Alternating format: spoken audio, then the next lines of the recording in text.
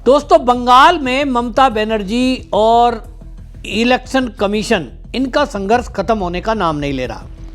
ममता बनर्जी की हर कोशिश है कि जो वहाँ वोटर लिस्ट है उसमें से किसी तरह घुसपैठिए निकाले ना जाएं और जो फर्जी वोटर उसमें ऐड हैं वो एज इट इज रहें।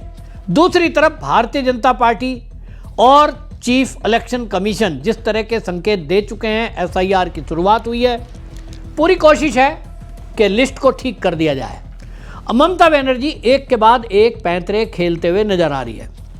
ममता बनर्जी पहले कह रही थी एसआईआर को होने नहीं देंगे। टीएमसी के कार्यकर्ता चुनाव आयोग को धमकी दे रहे थे, धमकी नहीं चली।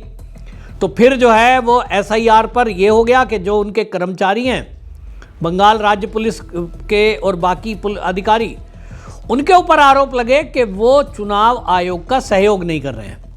अब फिर सहयोग नहीं कर रहे हैं तो क्या किया जाएगा? चुनाव आयोग ने कॉन्टेक्चुअल बेस पे भर्ती करना शुरू कर दिया। ममता बनर्जी को उसमें भी दिक्कत है। वो कहती है साहब राज्य के ही कर्मचारी से काम कराओ, बाहर के कर्मचारियों को क्यों बुलाया जा रहा है?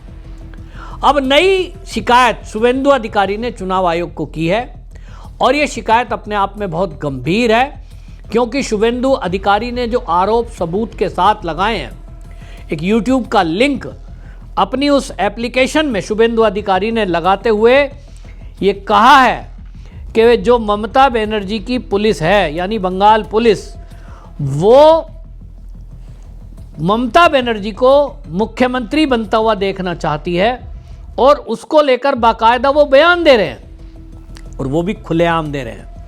शुभेंदु अधिकारी ने जो अपना प्रार्थना पत्र लिखा है चीफ इलेक्शन कमीशन को, उन्होंने कहा कि देखिए, जो यहाँ पर पुलिस एसोसिएशन सम्मेलन दीघा में हुआ, उसमें पुलिस के कई अधिकारी ममता बनर्जी के फेवर की खुलकर बात करते हुए दिखाई दिए और कई ने तो ये कह दिया कि मेरा सपना है कि ममता बनर्जी चौथी बार फिर से मुख्यमंत्री बने।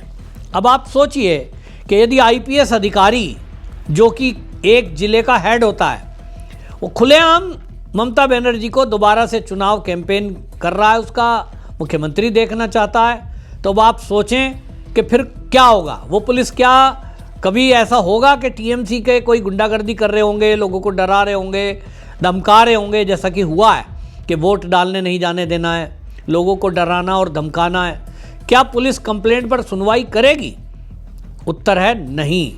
और इसीलिए भारतीय जनता पार्टी को यह खतरा है, जिसको भांपते हुए शुभेंदु अधिकारी ने चुनाव आयोग को सबूत के साथ पत्र लिखा है। उन्होंने कहा कि देखिए, जो पुलिस फोर्स है वो ममता बनर्जी को अपना कर्जदार मतलब समझती है कि हम इसके कर्जदार हैं और चुनाव के दौरान ये कर्जा उनको चुकाना है, ऐसा वो कसम खा रहे हैं।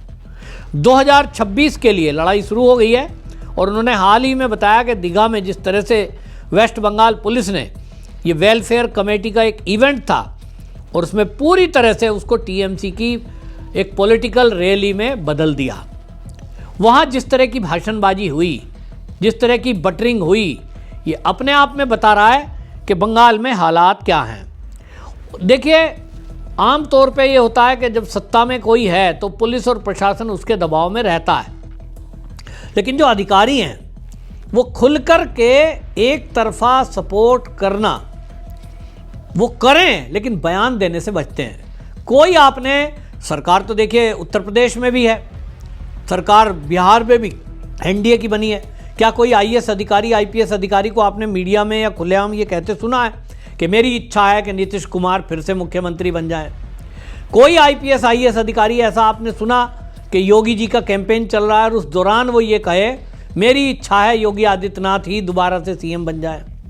लेकिन बंगाल में आईपीएस अधिकारी खुलकर इसकी वकालत कर रहे हैं। वो कह रहे हैं कि हमारी इच्छा है दीदी फिर से बन जाए। अब आप सोचिए, अगर उनकी इच्छा इस तरह की है तो वो तो कैंपेन कर रहे हैं, वो तो एक कार्यकर्ता की तरह काम कर रहे हैं। तब उनसे निष्पक्षता की क्या उम्मीद की जा सकती है? या ये बताएं कि उनसे ये कैसे उम्मीद कर सकते हैं कि कल को भाजपा का कोई लीडर कंप्लेंट करे और वो सुनवाई करेंगे?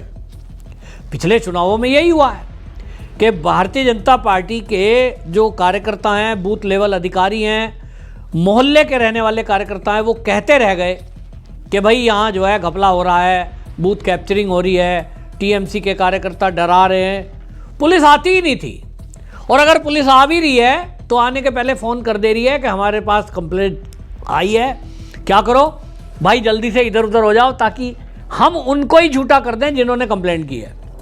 अब पुलिस पहुंचने के पहले गुंडे इधर उधर हो गए, पुलिस आके उल्टा कह रही है तुमने कंप्लेंट की थी, बताओ कहाँ है बदमाश।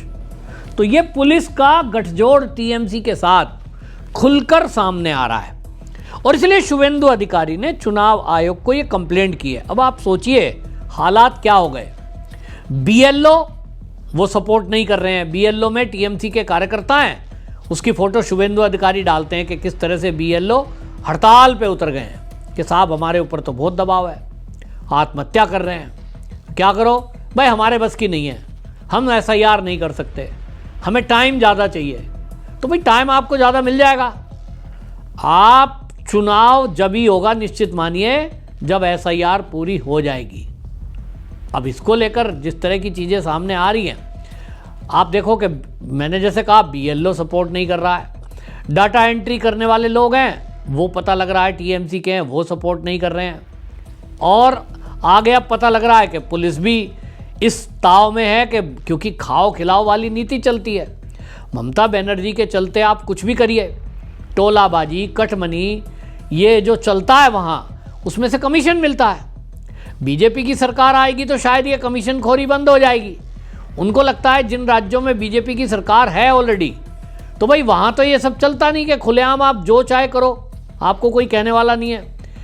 तो इनको लग रहा है अधिकारियों को कि खाओ खिलाओ वाली नीति पे जो सरकार चल रही है वो ही चलती रहे तो अच्छा है, और इसीलिए उनके उद्गार खुल के सामने आ रहे हैं। वो तो चाहेंगे ही नहीं कि बीजेपी की गवर्नमेंट आए, वो चाहते हैं ममता बनर्जी अच्छी है, यही रहना चाहिए। तो ये सब जो चल रहा है, इस स्थिति में सोचिए निष्पक्ष चुनाव कितना कठिन काम है, उसके पहले एसआईआर कराना कितना कठिन काम है। एसआईआर अपने आप में एक कठिन प्रक्रिया है, जब तक ईमानदारी से पूरी नहीं होगी, जब तक कि सभी कर्मचारी उसमें पूरे मनोभाव से इस बात को लेकर नहीं लगे कि इसमें भाई कोई भी घपला नहीं रहना चाहिए। और अगर सत्ता में बैठे हुए लोग, बड़े अधिकारी, पुलिस अधिकारी, डाटा एंट्री वाले, क्लर्क, अगर सब ये मिलकर तय कर दें कि हमको तो बीजेपी को आने ही नहीं देना है, हमको इस वोटर लिस्ट को ठीक करना ही नहीं है, तो भाई फिर दुनिया की कोई ताकत इसको ठीक नहीं कर पाएगी। बहुत सारे लोग कहते हैं राष्ट्रपति शासन लगाओ, तो मैं कहता हूँ राष्ट्रपति शासन लगा देंगे, कर्मचारी तो यही रहेंगे, पुलिस तो यही रहेगी। हालांकि शुभेंदु अधिकारी ने ऐसे कुछ अधिकारियों का नाम सूची सबूत समेत चुनाव आयोग को दी है। अब ये माना जा रहा है कि बड़ी संख्या में पुलिस अधिकारियों के ट्रांसफ़र अगले कुछ दिनों में हो सकते हैं, पहले भी ट्रांसफ़र हुए हैं, किए गए हैं, और वो इसीलिए किए गए कि उनकी कंप्लेंट आ रही थी। लेकिन सोचिए कितने लोग ऐसे होंगे जो मुंह से भले ही ना बोल रहे होंगे, अभी तक कुछ भी नहीं कह रहे होंगे, लेकिन मन में तो उनके अगर ममता बनर्जी है तो वो तो वही काम करेंगे ना कि जिससे बीजेपी को वोट ना मिले। लेकिन आम जनता क्या चाहती है? आम जनता के मन में बंगाल से जो रिपोर्ट आ रही है वो यही चाहते हैं कि किसी भी तरह यहाँ ममता बनर्जी की सत्ता हट जाए तो गुंडागर्दी खत्म हो। अब उसके लिए निष्पक्ष एसआईआर, निष्पक्ष चुनाव दोनों होना जरूरी है। आप पब्लिक बंगाल की हालात ये है कि वो तो लिख भी नहीं सकते कमेंट में, बहुत सारे लोग लिख नहीं सकते क्योंकि टीएमसी के लोग उनके घर पहुंच जाएंगे। लेकिन ये गृह मंत्रालय को देखना है कि अगर इस तरह की चीज़ें आ रही हैं सामने, एक के बाद एक कंप्लेंट आ रही है, भाई इसका हल क्या है। अगर वोटर लिस्ट ठीक नहीं है, पुलिस अधिकारी निष्पक्ष नहीं है, तो इस एसआईआर का और चुनाव होने का कोई फ़ायदा नहीं है। इससे तो राष्ट्रपति शासन लगाकर कुछ दिन रखो, ऐसे भ्रष्ट अधिकारियों को बाहर करो, उसके बाद चुनाव हो। लेकिन इस देश में हमने देखा है कि न्यायपालिका इस पक्ष में है नहीं, मोदी की कोई बात चलती नहीं। अब बड़ा जटिल प्रक्रिया है, लेकिन अब देखते हैं अगले आने वाले दिनों में क्या होता है।